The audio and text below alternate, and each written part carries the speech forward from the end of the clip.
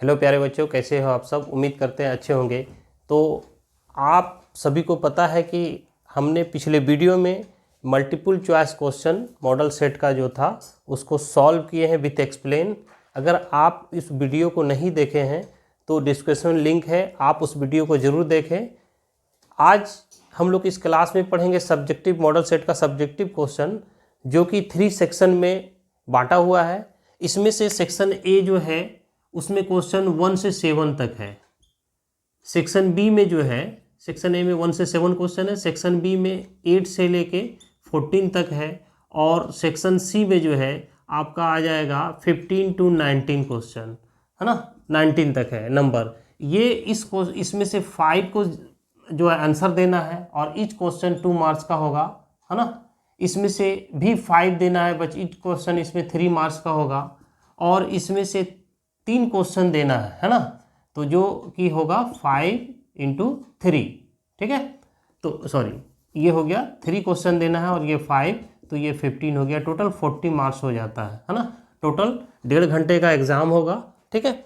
तो इसमें से जो 7 क्वेश्चन है, इसमें से आपको 5 का जवाब देना है, इसमें से भी 7 क्वेश्चन, इसमें से 5 का जवाब देना है, और इसमें से 3 का जवाब। चलिए तो स्टार्ट करते हैं इस का क्वेश्चन नंबर 1, ठीक है।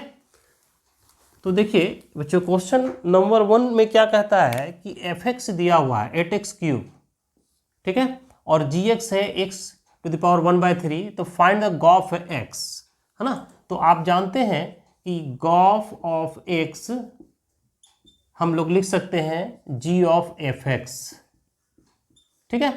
तो fx जो है, fx कितना है, 8x³ है, तो यहाँ पर g ऑफ मेरा हो गया 8x³, ठीक है। अब आप देखो कि ये मेरा x के प्लेस पे देखो x⁴ तो यहाँ x है तो x है, यहाँ पर 8x³ है, तो ये मेरा जो हो जाएगा 8x³⁴ अब यहाँ पर देखिए, इसको हम लोग लिख सकते हैं 2x⁴⁴ ये 3 कैंसिल, आंसर हो जाएगा 2x, यही मेरा आंसर हो गया, ठीक है। ये गॉफ निकाल लेते हैं। अगर हमको इसी क्वेश्चन में फॉग बोलता तो कैसे लिखाते, f ऑफ gx, इस तरह हम लोग निकालते हैं, ठीक है। तो अगर फॉग आ जाए तो ये निकालें, कभी कभी फॉफ भी आ जाता है, फॉफ ऑफ x, तो हम लोग कहते हैं f ऑफ x। कभी कभी गॉग भी आ जाता है ना, तो इसका होता है g ऑफ x।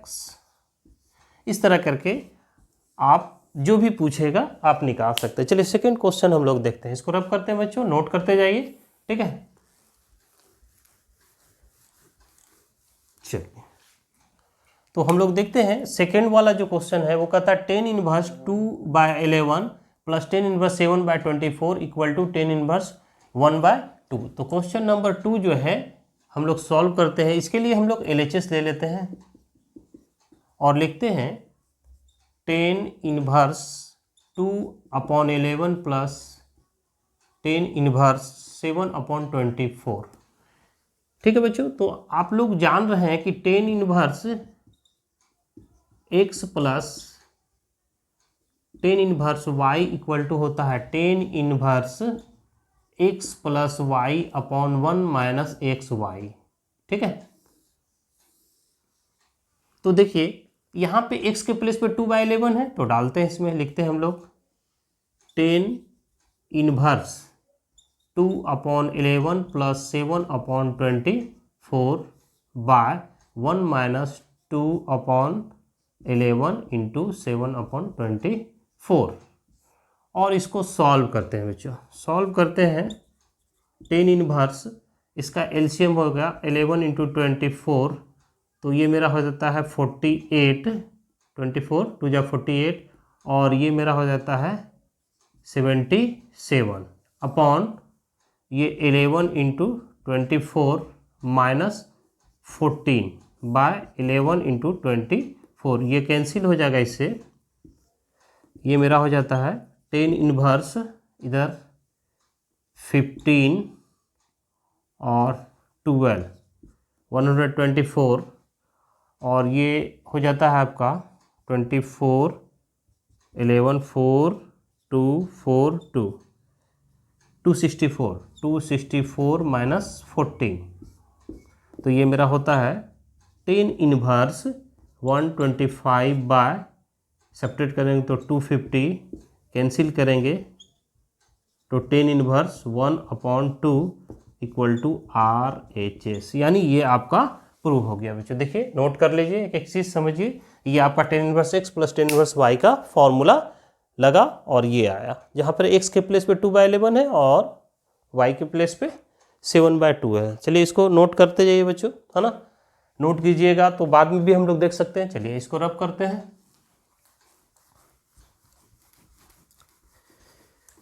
तो एक एक चीज़ क्लियर करते हैं हम लोग, है ना। फिर थर्ड नंबर क्या कहता है, थर्ड का सोल्यूशन देखते हैं हम लोग। थर्ड कहता है कि फाइंड द dy/dx, आपको dy/dx निकालना है, ठीक है, जिसमें कोस ये दिया हुआ y equal to sine x² plus 5, ठीक है। तो डिफ्रेंशिएट करेंगे, derivative of differentiation with respect to x, then we get, जब इसको डेरिवेटिव करेंगे x के रिस्पेक्ट में तो लिखेंगे इधर dy/dx जो फाइंड करना है, और लिखेंगे d sign x² plus 5/dx, है ना। तो ये देखिए बच्चों, ये तो हम लोग जानते हैं कि साइन है, बट साइन जो है ये फॉर्मूला था d साइन x/dx, ये cos x होता है, ठीक है। अगर इस फॉर्मूला पे चलते हैं हम तो यहाँ पर देखिए साइन x के साथ x है और यहाँ पर x के रिस्पेक्ट में, बट यहाँ पर क्या है x² प्लस 2 है, तो आप बैलेंस मेथड से इसको बना के x² plus 5/d x² plus 5 और d x² प्लस 5/dx लिख सकते हैं हम लोग, है ना। तो साइन का डेरिवेटिव तो ये cos x हो गया, x² प्लस 5 हो गया, जैसे इसका देखते हैं। अब यहाँ पर देखिए u प्लस v का रूल लगेगा, तो यहाँ पर हो गया d x² plus d 5/dx, ये हो गया cos x² प्लस 5, इधर x² का डेरिवेटिव 2x और कांस्टेंट का 0, तो ये हो जाता है 2x cos x² प्लस 5, है ना। जब आप प्रैक्टिस में आ जाएगा तो डायरेक्ट आप लिख सकते हैं इसको, है ना, cos x² प्लस 5 पे 2x प्लस 0 लिख के हम लोग कह सकते हैं। चलिए फिर हम लोग देखते हैं 4 नंबर क्वेश्चन क्या कहता है, रब करते हैं इसको बच्चों, नोट कीजिए, ठीक है। 4 नंबर क्वेश्चन कहता है बच्चों, देखिए 4 क्या कहता है, find the rate of change of the area of circle with respect to its radius R when R is 4 centimetre. कहता है, प्रॉब्लम कहता है क्या है कि कोई सर्कल है ना, एक सर्कल है, उस सर्कल का रेडियस दिया हुआ है r, ये 4 सेंटीमीटर दिया हुआ है, ठीक है। तो अब यहाँ पे कहता है, तो हम लोग कहते हैं कि let A be the area of circle, ये एरिया है, ठीक है। तो कहता है कि सर्कल का एरिया निकालना है ना, find the rate of change of area, area में जो है क्या करता है, परिवर्तन निकालना है, चेंज निकालना है। तो आप जानते हैं कि एरिया ऑफ सर्कल क्या होता है,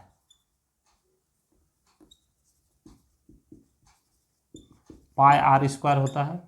तो ये हो गया a equal to pi R square, किसके रिस्पेक्ट में, r के रिस्पेक्ट में डेरिवेटिव करना, r के रिस्पेक्ट में पूछ रहा है dA/dr, है ना। तो यहाँ पर हो गया पाई dr²/dr, तो ये हो गया dA/dr और इधर हो गया पाई 2r, ठीक है। तो ये हो गया dA/dr equal to 2πr, since r equal to 4, तो यहाँ हो गया dA/dr इक्वल टू 2π इंटू 4, तो हो गया 8π पर सेंटीमीटर, ठीक है। तो ये एरिया निकल गया, एरिया में क्या निकला, rate of change of area निकला विथ रिस्पेक्ट टू आर के, ठीक है। चलिए नेक्स्ट क्वेश्चन देखिए, बहुत इजी क्वेश्चन था बच्चों, कई बार ये क्वेश्चन आया है, ये सारा क्वेश्चन आया हुआ है जैकबोर्ड द्वारा, ठीक है। ये मॉडल सेट बनाया है। चलिए 5 नंबर देखते हैं हम लोग। 5 इंटीग्रेशन से सवाल है ना। 5 नंबर में क्या कहता है, absolute integration under root X minus 1 upon under root X का whole square D x.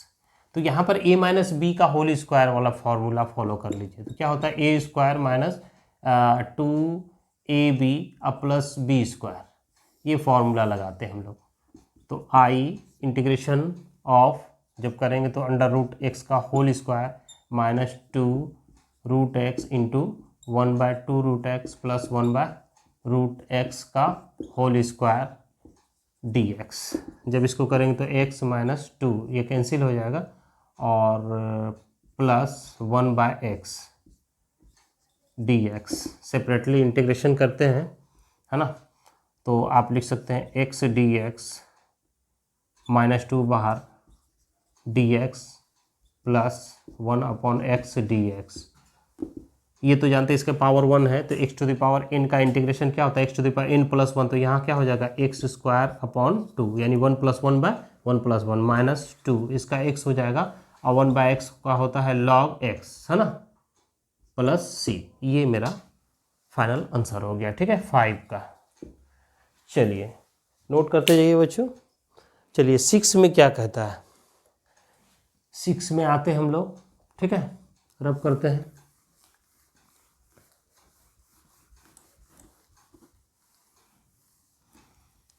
6 number question कहता है बच्चों, 6 कहता है कि if A line makes equal angle with the x axis, y axis and z axis, find its direction cosine. Direction cosine कहता है कि जब कोई लाइन, अगर ये देखिए ये मेरा x, y और z एक्सिस है, ठीक है, कोई लाइन है जो इसके साथ अल्फा कोण बनाती है, इसके साथ बीटा, और इसके साथ z एक्सिस के साथ गामा कोण बनाती है, ठीक है, गामा कोण बनाती है। तो जब गामा कोण बनाती है, अल्फा बीटा गामा बनाती है, तो मेरा डायरेक्शन कोसाइंस जो है, डायरेक्शन कोसाइंस जो होता है वो होता था क्या, कॉस अल्फा, कॉस बीटा और कॉस गामा।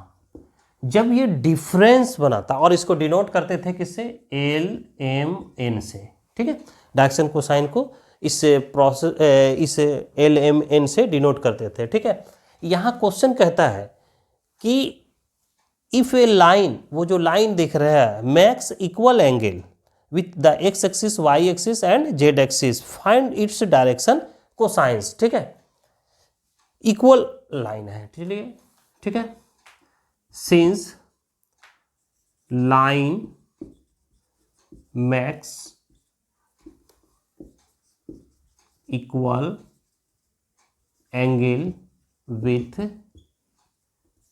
कोऑर्डिनेट एक्सेस, है ना, या कोऑर्डिनेट एक्सेस, है ना, देन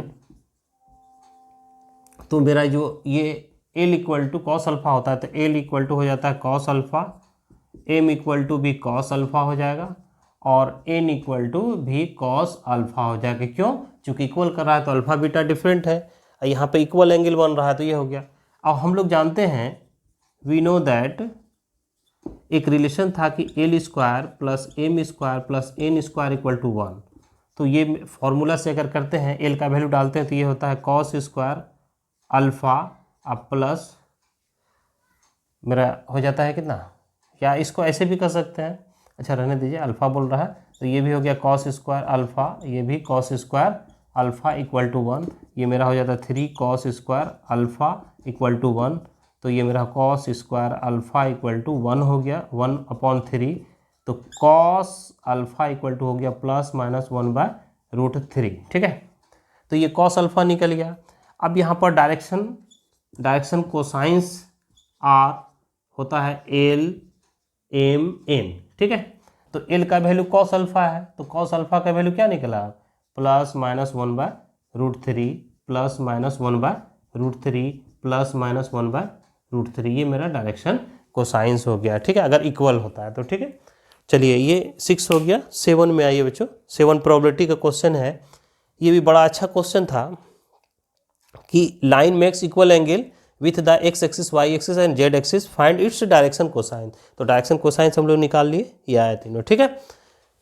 अब कहता है कि प्रोबेबिलिटी का सवाल है कि P A intersection B find करना if 2PA equal to PB, है ना।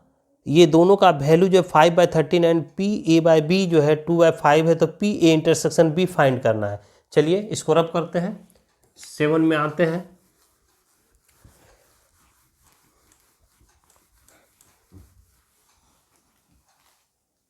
सेवन नंबर क्वेश्चन देखिए बच्चों, ये भी बहुत अच्छा क्वेश्चन है और इजी क्वेश्चन है। देखिए ये दिया हुआ है और ये भी दिया हुआ, PB भी दिया हुआ है, ठीक है। तो आप देख रहे हैं कि ये हम जानते हैं,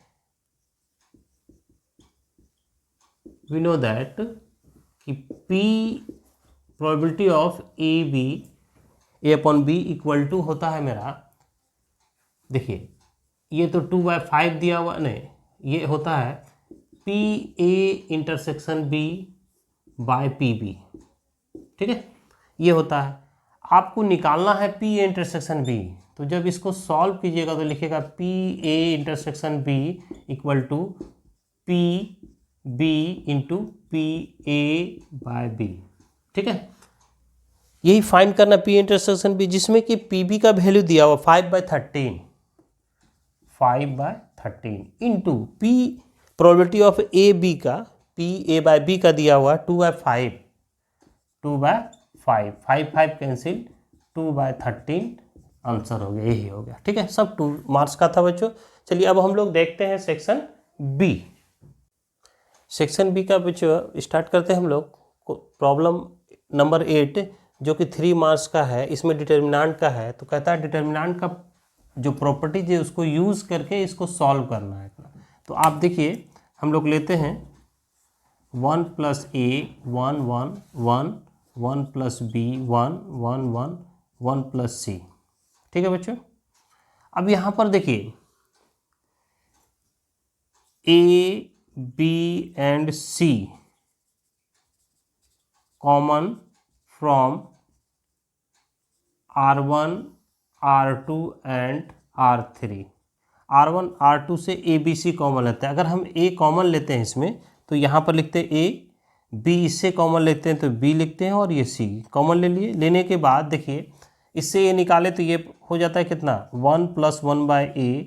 इसके पास A नहीं था तो A हो जाएगा, A हो गया, ठीक है। अब इसके पास B नहीं है तो 1/B हो जाएगा, ये 1 + 1/B हो जाएगा, और ये 1/B हो जाएगा। सेम इसी तरह 1/C 1/C, और ये हो जाएगा 1 + 1/C, ठीक है। अब हम क्या करते हैं फिर, अगला जो है कहते हैं टेकिंग R1 में R1 + R2 + R3 कर देते हैं, जो ठीक है।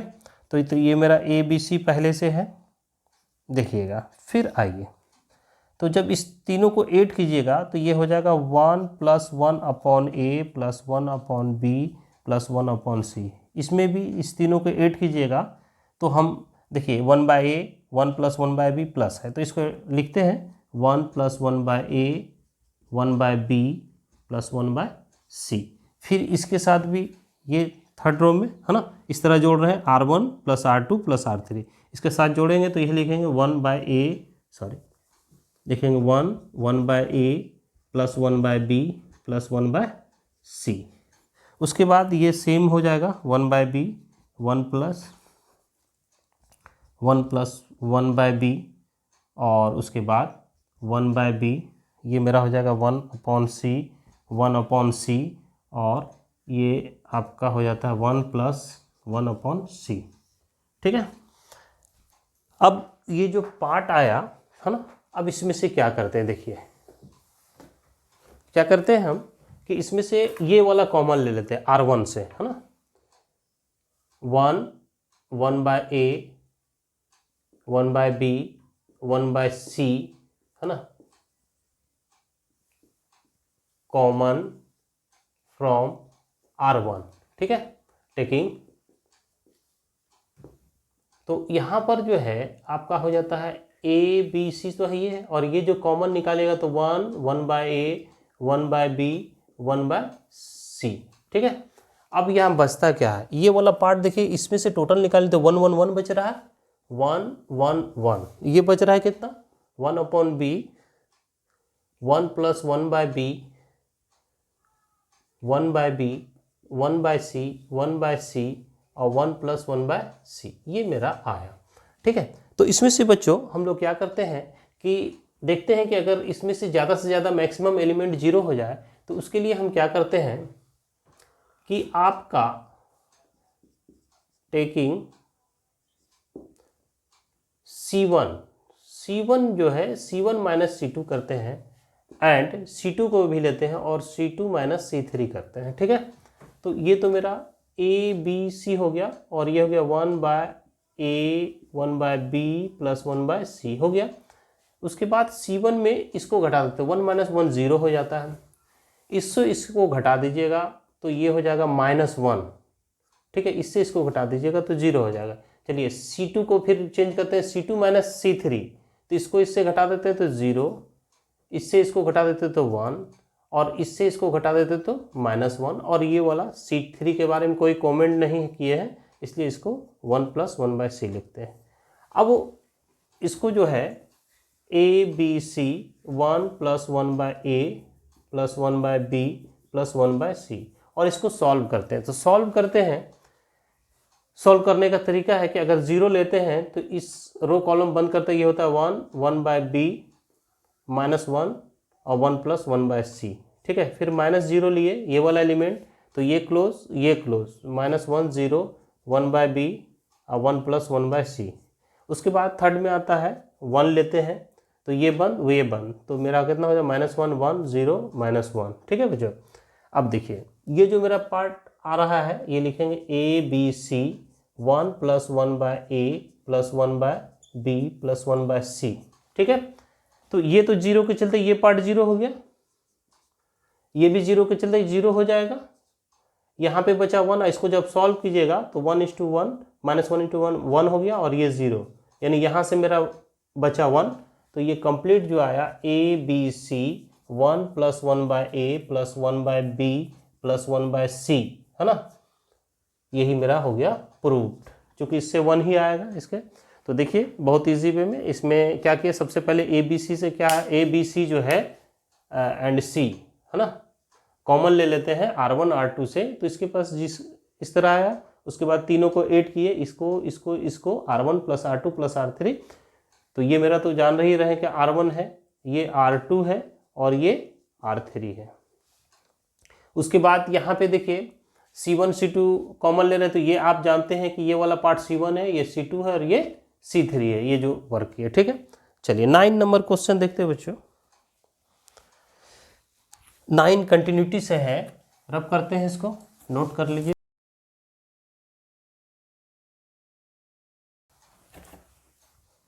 नाइन नंबर क्वेश्चन है कंटिन्यूटी से, है ना। 9 नंबर, ये fx = दिया हुआ है, ठीक है। fx =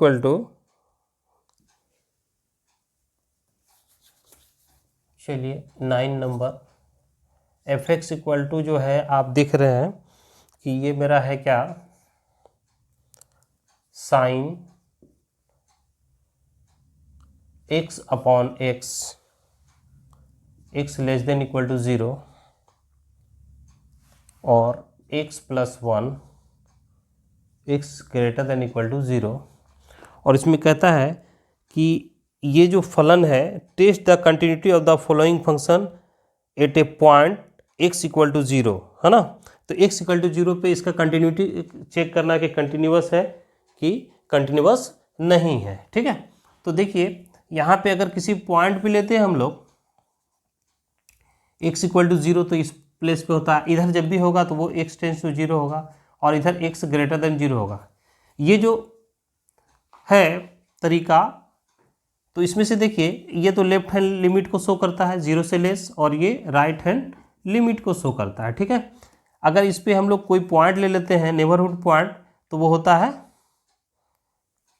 0 प्लस एच और इधर सॉरी 0 माइनस एच और इधर हो जाता है 0 प्लस एच। ठीक है, अब लेफ्ट हैंड लिमिट लिखने के लिए क्या करते हैं, लेफ्ट हैंड लिमिट लिखते हैं बच्चों, लिखते हैं लिमिट एच टेंस टू 0 और एफ 0 माइनस एच।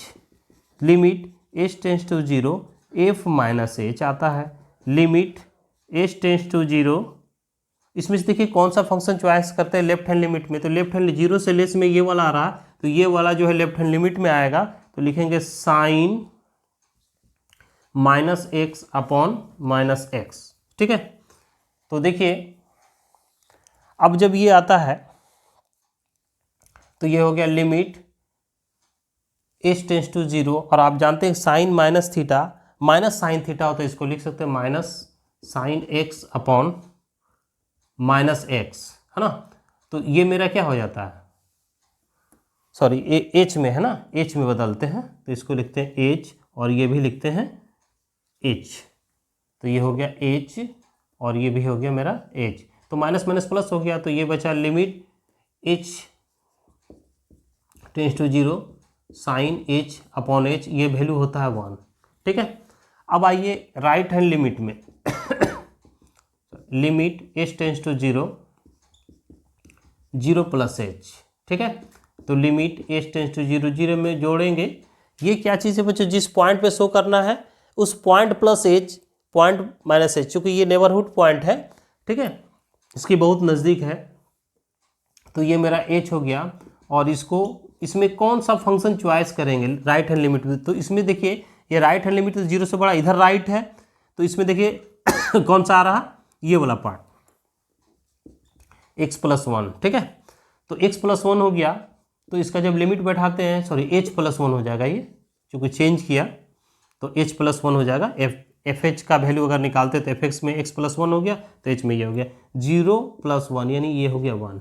तो लेफ्ट हैंड लिमिट और राइट हैंड लिमिट दोनों बराबर हो गया, therefore F x is exist, function exist करता है। ठीक है, अब देखते हैं वैल्यू ऑफ द फंक्शन क्या होता है बच्चों। ठीक है, वैल्यू ऑफ द फंक्शन जब एफ 0 पे लेते हैं तो वैल्यू यहाँ पे क्या मिलता है 0, तो 0 मीन्स क्या हो गया 0 प्लस 1 यानी 1।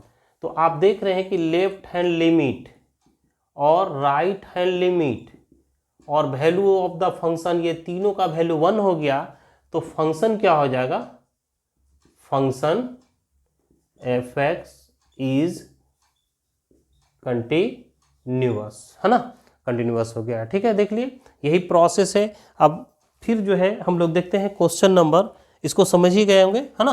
10 देखते हैं, 10 क्या कहता है।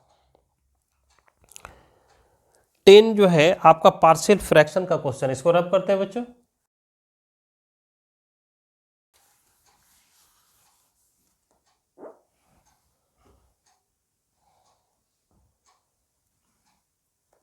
टेन नंबर क्वेश्चन है ना। ये कहता है इंटीग्रेशन, ठीक है, integration of 3x plus 5 upon x cube minus x square minus X plus 1 dx, इसको इंटीग्रेट करना है और ये पार्शियल फ्रैक्शन का है। तो देखिए इसको इंटीग्रेशन करने के लिए ये हो गया 3x प्लस 5, थोड़ा सा सॉल्व करेंगे। देखिए इसमें से कॉमन एक्स स्क्वायर लेते हैं तो ये होता है x माइनस 1, इससे माइनस 1 कॉमन लेते हैं तो x माइनस 1, ये dx। अब देखिए ये 3x प्लस 5 हो जाता है, ठीक है, और यहाँ पर x माइनस 1 कॉमन ले लीजिए तो ये होता है एक्स स्क्वायर माइनस 1, इससे ये कॉमन ले लिए तो एक्स स्क्वायर माइनस 1 बचा, ये हो गया dx। फिर 3x plus 5 upon x minus 1 और ए स्क्वायर माइनस बी स्क्वायर तोड़ेंगे तो x माइनस 1 और x प्लस 1 हो जाएगा, ठीक है, dx। ये हो गया 3x plus 5 upon x plus 1 और x माइनस 1 का होल स्क्वायर dx, ठीक है। ये पार्शियल फ्रैक्शन का प्रॉब्लम है, तो इसको सॉल्व करने के लिए बच्चों हम लोग जानते हैं कि इस पूरे पार्ट को पहले सॉल्व करते हैं, है ना, पार्शियल फ्रैक्शन में। तो यहाँ पर देखिए लेट ये जो मेरा 3x प्लस 5 आ रहा है ना, यहाँ पर x प्लस 1 और x माइनस 1 का होल स्क्वायर होता है, तो हम लोग इसको पार्शियल फ्रैक्शन में निकालते हैं कि x plus one plus B X minus one plus C X minus one का होल स्क्वायर, उसके बाद इसका एलसीएम ले लेते हैं, ठीक है, x प्लस वन और x माइनस वन का होल स्क्वायर, तो एलसीएम लेते हैं तो यहाँ होता है x माइनस वन का होल स्क्वायर प्लस b, यहाँ पे हो जाता है x माइनस वन और x प्लस वन, ठीक है, c के साथ क्या हो जाता है x प्लस वन, तो ये देखिए कैंसिल हो जाता है, तो मेरा जो है बचता है 3x plus five by x plus one और x माइनस वन का होल स्क्वायर, ठीक है, सॉरी ये तो कैंसिल हो गया, तो ये बचा, और इधर बचता है a एक्स माइनस वन का whole square plus b X minus one और x plus one plus c X plus one, ठीक है, ये मेरा इक्वेशन 1 हो गया। अब यहाँ पर a b c का वैल्यू फाइंड करना है इस इक्वेशन से, है ना, तो इसमें से ऐसा नंबर लेते हैं हम लोग कि अगर x इक्वल टू 1 रखते हैं तो देखिए इसमें से किसका वैल्यू निकलता है, पुट, ऐसे तो इसका लेते हैं तो एक इसका भी करना है तो x equal to minus one करेंगे, है ना, तो ये छोड़ के ये जो बचता है इसका हम लोग ले सकते हैं, ठीक है, तो x इक्वल टू 1 अगर ले लेते हैं, पुट करते हैं तो देखिए चेंज करते हैं इसमें, है ना, पुट x इक्वल टू 1, तो ये मेरा होता है 3:1 plus 5 equal to a 1 minus one का whole square plus b 1 minus one 1 plus 1 plus c 1 plus 1, तो यहाँ पर ये कितना हो जाएगा 8 हो जाता है, ठीक है, 8 हो गया, और इधर तो ये 0 और ये भी 0, 1 माइनस 1 0, तो कितना हो जाए 2c, तो c का वैल्यू पहले फाइंड हो गया 8/2 यानी 4, c का वैल्यू 4 निकल गया, ठीक है, फिर पुट करिए आप, put x equal to minus one, है ना, इन टू, दूसरा में 2 ही में रखना है, तो माइनस वन रखेंगे तो ये हो जाता है -3 प्लस 5, इधर हो गया a माइनस वन का होल स्क्वायर प्लस b, यहाँ पर -1 रखते हैं, b -1 प्लस 1 और प्लस c -1 प्लस 1, तो ये माइनस प्लस में 0, ये भी 0, तो ये मेरा कितना हो जाता है, यहाँ बचा 2, इधर कितना हो गया 2 का स्क्वायर 4a हो गया, अब प्लस तो ये 0 हो जाता है, तो a इक्वल टू क्या हो जाता है, हाफ हो गया, ठीक है, a और b का वैल्यू निकल गया, सॉरी b और c का वैल्यू निकल गया, अब b का वैल्यू निकालना है यहाँ पे बच्चों, तो b का जो वैल्यू निकालना है, तो b को वैल्यू निकालने के लिए क्या 0 कर दे, पुट x इक्वल टू 0, जब 0 डालते हैं तो देखिए x इक्वल टू 0 डालते हैं तो कितना आता है, इंटू 2 में डालते हैं तो यहाँ पे हो जाता है 5, चूँकि ये 0 हो गया, यहाँ पर 0 माइनस 1 का स्क्वायर ये हो जाएगा, यहाँ पर 0 माइनस 1 तो माइनस b हो जाएगा, और यहाँ पर हो जाएगा 0 प्लस 1 तो प्लस c हो गया, ये 5 हो गया, a का वैल्यू आपने निकाला हाफ और b पता नहीं, c का वैल्यू कितना निकला 4, ठीक है, तो b इक्वल टू हो जाता है 1/2 प्लस 4 माइनस 5, ठीक है, 1/2 माइनस 1 यानी -1/2 हो गया, ठीक है, तो b का भी वैल्यू निकल गया और a का भी निकल गया और c का भी वैल्यू निकल गया, तो ये वैल्यू पुट करते हैं 1 में, है ना, तो इसको रब करते हैं, तो ये वाला 1 का लेते हैं हम लोग और इक्वेशन में जाते हैं हम लोग, देख लीजिए सबका वैल्यू निकला हुआ है, तो चलिए इसको रब करते हैं, कैसे निकाले आप देख ही लिए, नोट करते जाइए, तो ये वाला जो पार्ट है मेरा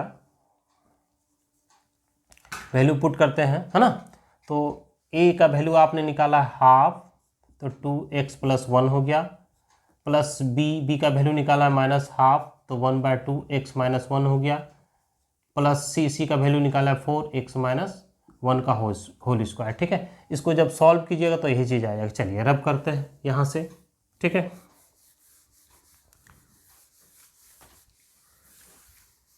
क्वेश्चन थोड़ा सा लेंदी है बच्चों, है ना, 3 मार्क्स का क्वेश्चन नहीं है, ये सब पहले आ जाता था 6 मार्क्स में, तो चलिए देखिए ये मेरा इंटीग्रेशन और ये हो गया इंटीग्रेशन, इस पूरे का आ जाता है मेरा 1/2 x plus 1 minus 1/2 x minus 1 plus 4, है ना, बाय x माइनस 1 का होल स्क्वायर dx, ठीक है, ये हो गया half integration of 1/x plus 1 D X minus 1/2 integration of 1/x minus 1 D X plus 4, ये मेरा हो जाता है x minus 1 to the power minus 2 D X. ठीक है, 1/2 लॉग x प्लस 1 हो जाता है, माइनस 1/2 लॉग x माइनस 1 होता है, इसका इंटीग्रेशन ये मेरा हो गया प्लस 4, इसका हो गया कितना हो जाएगा आपका 1/x² माइनस इधर प्लस 1 करेंगे तो x minus 1 to the power minus 2 plus 1 upon minus 2 plus 1 और प्लस c, ये हो गया 1/2, कॉमन ले लीजिए, x plus 1 minus log x minus 1, और ये हो गया, देखिए माइनस 1 आएगा तो ये हो जाएगा -4 और x minus 1 to the power -1 plus c, ये हो गया हाफ, फॉर्मूला लगा दीजिए log m माइनस 1, तो x plus 1 upon x minus 1 और इधर हो गया -4/x माइनस 1 प्लस c, ये मेरा आंसर हो गया। ठीक है बच्चों, अब 10 में देखते हैं हम लोग।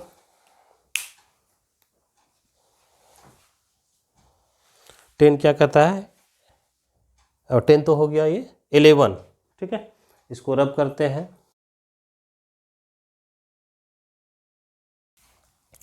चलिए, हाँ ये 3 मार्क्स का क्वेश्चन हो सकता है, ये 11 नंबर। ठीक है, 11 नंबर ये कहता है integration of 0π/2 under root sine X by under root sine X under root cos X D X. ये जैसे आता है सामने तो इसका आंसर दिखने लगता है कि इसका π/4 होगा, है ना।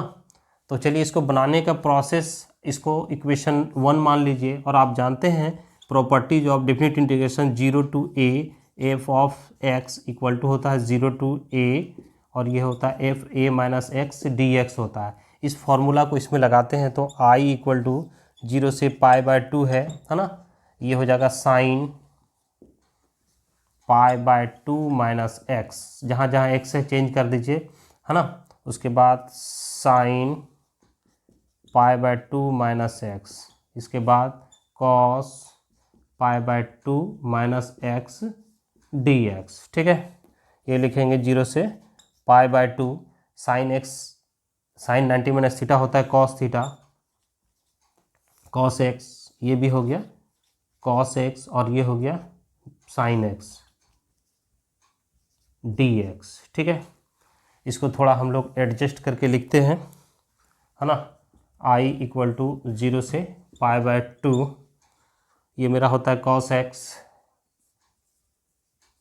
इसको लिख सकते हैं under root sine X plus cos X D X, इसको सिर्फ प्लस में है तो चेंज कर लिए, ये इक्वेशन 2 डाल दीजिए और फ्रॉम 1 + 2 ले लीजिए, है ना। इक्वेशन 1 और 2 को ऐड कीजिएगा, इधर हो जाएगा i + i, और ये होता है 0 से π/2, ये आप लिख रहे हैं sine X upon sine X cos X plus D X plus 0 से π/2 root cos X upon sine X cos X D X, ये तो मेरा हो जाता है 2i, ये 0 से π/2, और इधर लिखते हैं साइन एक्स, है ना, plus cos x by sine X plus cos X D x. एक लाइन बच्चों यहाँ पे लिखना चाहिए इसको और इसको, तब एलसीएम लेके, मैंने एलसीएम लेने के बाद इतना ही आता है, तो ये तो मेरा कैंसिल हो गया। अब आपका जो बच रहा है बच्चों, वो बच रहा है इधर 2i, और इधर बच रहा है 0 से π/2, और ये मेरा dx, तो ये i हो गया, इधर हो गया हाफ, इसका इंटीग्रेशन होता है x 0 से π/2, ये हो गया हाफ, x का वैल्यू π/2 माइनस 0, यानी हो गया π/4, ये मेरा आंसर हो गया। ठीक है, इस तरह का सवाल बहुत हो सकता है ऊपर cos x रहे, नीचे कुछ भी, है ना। तो इस टाइप का सवाल, जो प्रॉपर्टीज ऑफ डेफिनेट इंटीग्रेशन पर जो प्रॉब्लम है, इसमें इस तरह टाइप का बहुत सवाल है। ठीक है, चलिए एक एक चीज़ को नोट कर रहे हैं हम लोग बच्चों। अब यहाँ पर देखिए 12 नंबर डिफरेंशियल इक्वेशन का सवाल है, रब करते हैं, इसको नोट करते जाइए। बट पहले जो है आता था 4 मार्क्स का यही सब क्वेश्चन, अभी 3 मार्क्स का है। देखिए 12 नंबर में है आपका एक डिफरेंशियल इक्वेशन है y dx minus X plus 2y square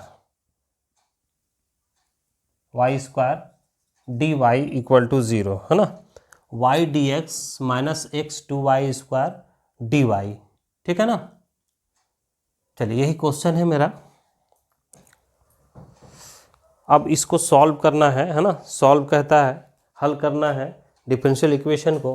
तो देखिए हम इसको ऐसा लिख सकते हैं y dx equal to X plus 2y square dy, ठीक है। उसके बाद हम लोग इसको लिख सकते हैं dx अपॉन dy, और इधर लिखते हैं X plus 2y square by y कर दिए। ये हो गया dx upon dy equal to X upon y से डिवाइड कर दिए 2y, है ना। y कैंसिल, ठीक है। अब इसको हम लोग लिख सकते हैं 2x dy minus X upon y equal to 2y। ये लीनियर इक्वेशन हो गया, है ना। डिफरेंशियल इक्वेशन में हम लोग आते हैं तो ये इसका जो फॉर्म होता है dx by dy plus P Y equal to Q, ठीक है। सॉरी px, है ना। dy बाई डी एक्स होता तब यहाँ पर होता dy by D X P Y equal to Q. तो ये फॉर्म में देखिए, तो अगर हम इससे कंपेयर करते हैं तो p इक्वल टू तो मेरा -1 बाय वाई हो जाता है और q इक्वल टू 2y होता है। तब इसका जब ये फॉर्म मिल जाता है उसके बाद जो है हम लोग क्या करते हैं, इसका इंटीग्रल फैक्टर निकालते हैं बच्चों, ठीक है। तो इंटीग्रल फैक्टर का जो फॉर्मूला होता है वो होता है e to the power integration of p dx, sorry dy, ठीक है। क्योंकि ये dx बटे dy है तो e ये हो गया -1 upon y dy, e to the minus इसका log y हो गया, है ना। इंटीग्रेशन तो e to the power log y पर -1 हो गया। तो ये मेरा जो है क्या हो जाएगा y टू द पावर -1 यानी 1 बाय y। ये इंटीग्रल फैक्टर निकल गया। इसका सॉल्यूशन जो कहता है ना, वो होता है x इंटू इंटीग्रल फैक्टर, ठीक है, equal to integration of q into integral factor dy, ठीक है। तो अब आप देखिए कि क्या क्या आ रहा है। ये तो मेरा हो गया x इंटीग्रल फैक्टर हो गया 1 अपॉन y, इधर हो गया q हो गया 2y, इंटीग्रल फैक्टर हो गया 1 अपॉन y और dy। तो y तो कैंसिल हो गया। अब जो ये बच रहा है मेरा x अपॉन y, है ना, और इधर बचा 2 इंटीग्रेशन ऑफ dy। तो x बाय y ये हो गया 2y प्लस c। तो x इक्वल टू मेरा होता है 2y स्क्वायर प्लस cy। यही मेरा आंसर हो गया, यही इसका हल हो गया, ठीक है। चलिए 13 नंबर देखिए क्या कहता है।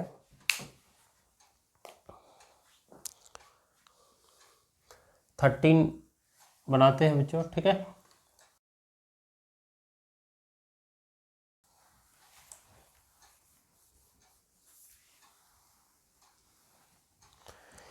थर्टीन कहता है कि दो वेक्टर से सवाल है 13 नंबर, ठीक है। 13 नंबर वेक्टर से क्वेश्चन है और ये 3 वेक्टर दिया हुआ है, ठीक है। पहले 3 वेक्टर क्या क्या दिया हुआ है देखिए। ए वेक्टर दिया हुआ है, ए वेक्टर जो दिया हुआ है वो दिया हुआ है 2i plus 2j plus 3k, 2i plus 2j plus 3k। एक दूसरा वेक्टर है बी, वो दिया हुआ -i plus 2j minus I plus 2j और प्लस के। सी भी एक वेक्टर दिया हुआ है और कहता है ये देता है 3i प्लस j, ठीक है। तो ये 3 वेक्टर दिया हुआ है। तो चलिए इसमें कहता है कि A equal to 2i plus 2j plus 3k, B equal to -i plus 2j plus k and C equal to 3i plus j are such that a vector A plus lambda into vector B is perpendicular to vector C, तब lambda का value निकालना। चलिए ठीक है, तो सबसे पहले हम लोग निकालते हैं देयरफॉर ए प्लस लेमडा बी निकाल लेते हैं, है ना। पहले इसको निकालते हैं, उसके बाद तब परपेंडिकुलर पे डिस्कस करते हैं। तो ये तो मेरा हो गया 2i plus 2j plus 3k अब प्लस लेमडा, और बी हो गया -i plus 2j plus k, ठीक है। तो ये हो गया 2i यहाँ से 2i हो गया और plus 2j plus 3k minus lambda i plus 2 lambda j plus lambda k। इसमें से इस दोनों में से कॉमन लेते तो 2 माइनस लेमडा i हो गया प्लस 2 लेमडा j हो गया प्लस 3 प्लस लेमडा k हो गया, ठीक है। अब यहाँ पर कहता है कि सिंस, है ना, a plus lambda b perpendicular vector c, यही मेरा क्वेश्चन में दिया हुआ है, ठीक है। तो आप जानते हैं कि दो वेक्टर परपेंडिकुलर कब होता है, अगर a परपेंडिकुलर b है तो हम लोग कहते हैं a vector a dot vector b बराबर 0, ये मेरा शर्त है। तो इसको अगर समझते हैं तो यहाँ पर दो वेक्टर परपेंडिकुलर है, तो मेरा हो जाता है a plus lambda b vector b dot vector c equal to 0। तो a प्लस लेमडा भी क्या निकला है 2 माइनस लेमडा i, इधर हो गया 2 प्लस 2 लेमडा j, और ये हो गया 3 प्लस लेमडा k, ठीक है।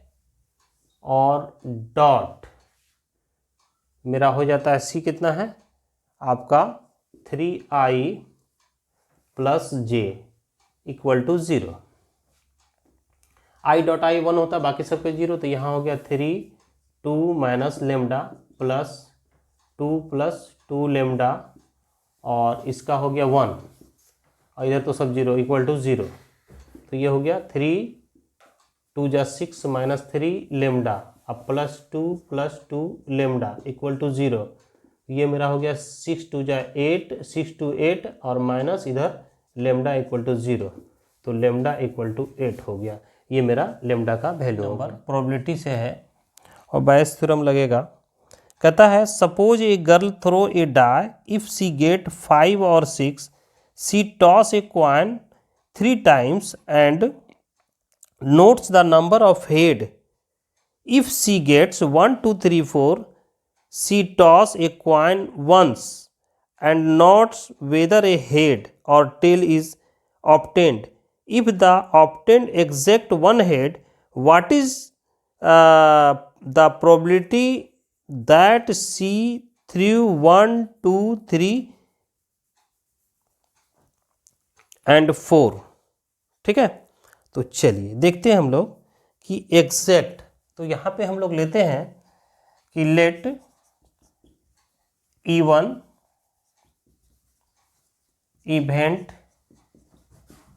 गेटिंग 1 2 3 4 एंड 4, है ना, और E2 इवेंट गेटिंग 4 एंड 5, ये मेरा दोनों माने हम लोग, ठीक है।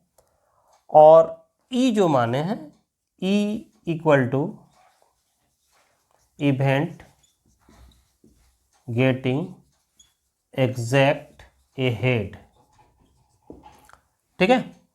ये क्वेश्चन दिया हुआ है और इसमें से देखिए, अब एक चीज़ समझिए, अगर आप पासा फेंकते हैं तो इस बराबर 1 2 3 4 5 6 है,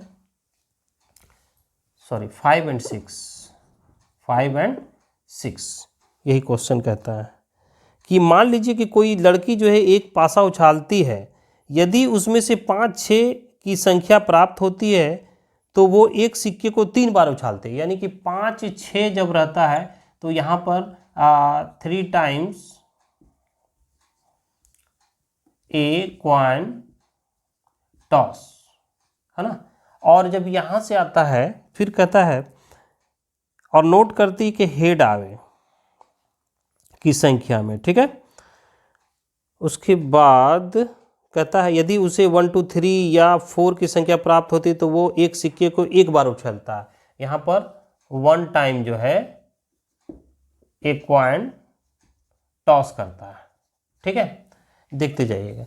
तो सबसे पहले ये इसमें नंबर ऑफ सिंपल स्पेस 6 होगा, तो P(E1) जो मेरा होगा वो हो जाएगा आपका 4/6 यानी 2/3, और P(E2) हो जाएगा, क्या हो जाएगा, इसमें से 2 निकल रहा है, 5 6 है ना, तो 5 6 यानी 2/6 1/3, ठीक है।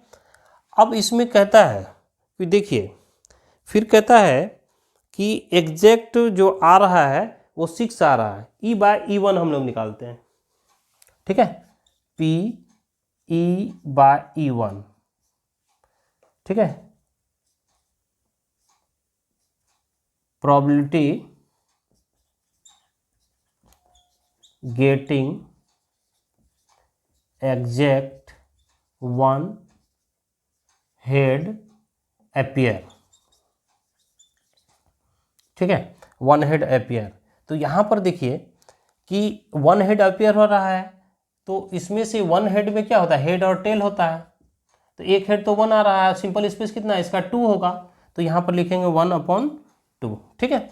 अब देखिए फिर कहता है कि आप निकालिए, इसको रब करते हैं बच्चों, देख लेते हैं, समझ रहे हैं इसको। फिर P(E/E2), है ना, यहाँ पर probability getting exact 1 head appear, है ना। तो इसमें से देखिए 1 हेड अपीयर जब हम लोग इसको 3 बार फेंकते हैं, तो समझने के लिए इसको समझते हैं, 3 सिक्का को फेंकते हैं हम लोग, तो यहाँ पर होता है H H H H H T H T T, ठीक है, T T H T H H H T H T H T, 1 2 3 4 5 6 7, और ये हो गया T T T। देखिए तो सब मिला नहीं तो 8 हो गया। तो इसमें कहता है टोटल कितना हो गया, 1 2 3 4 5 6 7 8 हो गया, सिंपल स्पेस 8 हो गया। उसके बाद आप देखिए इसमें 1 हेड कितना आता है, तो 1 हेड आ रहा है आपका कहाँ कहाँ पे, एक यहाँ पे, एक यहाँ पे और एक यहाँ पे, यानी 3 हो गया। तो इसका E/E2 जो होगा वो हो जाएगा 3/8, 3/8, ठीक है। अब देखिए बेयस थ्योरम से वो कहता है कि 143, तो 143 आपने क्या निकाला, 143 आपका हो जाता है P(E1/E) आपको निकालना है। यानी ये कहता है कि प्रोबेबिलिटी 1 2 3 4 का, है ना, डाई, जबकि एग्जैक्ट 1 हेड आ जाए तो E1/E लेते हैं। तो बाय बेयस थ्योरम ये लिखते हैं P(E1) इंटू P(E/E1), यहाँ टोटल प्रोबेबिलिटी हो जाता है P(E1) into P(E/E1), probability of E2 into probability of E/E2। सबका वैल्यू दिया हुआ है। ऊपर P(E1) का वैल्यू कितना है बच्चों, 2/3, 2/3 इंटू P(E/E1) आपका हाफ है। नीचे आइए, ये हो गया 2/3 इंटू 1/2 प्लस P(E2) आप निकाले हैं P(E2) 1/3, है ना, 1/3, और ये निकाला 3/8, 3/8, ठीक है। तो ये तो अब इसको जब सॉल्व करते हैं बच्चों देखिए तो कितना होता है, ये तो 2 2 कैंसिल, 1/3 हो जाता है, ये मेरा हो जाता है कितना, 2 कैंसिल 1/3, अब प्लस 3 कैंसिल 1/8, है ना। तो 1/8 हो गया, एलसीएम लीजिएगा तो कितना हो जाएगा 1/3 और एलसीएम हो जाएगा 24, है ना। और इधर हो जाएगा 8 + 3, तो ये हो गया 24 कैंसिल हो जाएगा ना, 8/11, ठीक है। क्या आएगा, 8/11 आ रहा है, ठीक है। तो ये जब करेंगे तो कितना हो जाता है, 8 × 24 हो जाएगा, तो यहाँ पे कैंसिल भी कर दीजिए, 8/11, ये मेरा आंसर हो गया, ठीक है बच्चों। तो ये देखिए बड़ा अच्छा सवाल था। फिर एक बार समझ लीजिए इस सवाल को, और सवाल समझने के बाद अगर वीडियो अच्छा लगता है तो वीडियो को लाइक कीजिए, अपने वैसे दोस्तों को पास शेयर कीजिए जो कि इस बार एग्ज़ाम दे रहा है। और अगर इस चैनल पर पहली बार आया है तो इसको सब्सक्राइब जरूर कीजिएगा, क्योंकि इसके बाद हम लोग सेक्शन सी सॉल्व करेंगे, उसके बाद जी ऑब्जेक्टिव टाइप क्वेश्चन सॉल्व करेंगे हर एक चैप्टर का, है ना। और उसके बाद इम्पोर्टेंट क्वेश्चन भी हम लोग क्या करेंगे, सॉल्व करेंगे, ताकि आपका एग्ज़ाम में 100 में 100 आ जाए। क्योंकि इस बार 80 मार्क्स है और 20 मार्क्स जो है आपका इंटरनल असेसमेंट है, ठीक है। तो चलिए इसको समझिए कि कहता है कि अगर कोई लड़की जो है वो पासा को उछालती है तो 1 2 3 6 नंबर तक आता है। यदि वो 5 6 आता है तो कॉइन को 3 बार फेंकते हैं, ठीक है। और अगर वो 1 2 3 4 आता है तो कॉइन को 1 टाइम फेंकते हैं। तो पहली बात है कि ये पासा की बात है, 1 2 3 4 होता है, इसमें 4 इवेंट हो गया, और नंबर ऑफ टोटल कितना होता है, 6 होता है, तो 4/6 हो गया, तो ये 2/3 निकाले। फिर E2 में 5 6 2 हो गया, 2/6 1/3 हो गया। अब कहता है कि कब फेंकते हैं, जबकि ये घटना घटा रहता है। कौन सा घटना, जबकि 1 2 3 4 आया रहता है, तब हम लोग कॉइन को फेंकते हैं। तो प्रोबेबिलिटी गेटिंग एग्जैक्ट 1 हेड, तो 1/2 हो गया। फिर E/2 यानी कि कहता है कब, जब हेड आता है, कब, जबकि इसमें 5 6 आया हुआ रहता है, ठीक है। तो इसका तो देख ले कि अब हम लोग इसको सॉल्व किए थे तो देखे थे कि 8 3 टाइम आता है 1 हेड, और ये हो गया 8। इसके बाद बेस थ्योरम से हम लोग ये फॉर्मूला बना के इसको सॉल्व किए थे, 8/11 इसका आंसर हो गया, ठीक है। तो चलिए अगले वीडियो हम लोग फिर मिलते हैं सेक्शन सी के साथ, ठीक है। Thank you.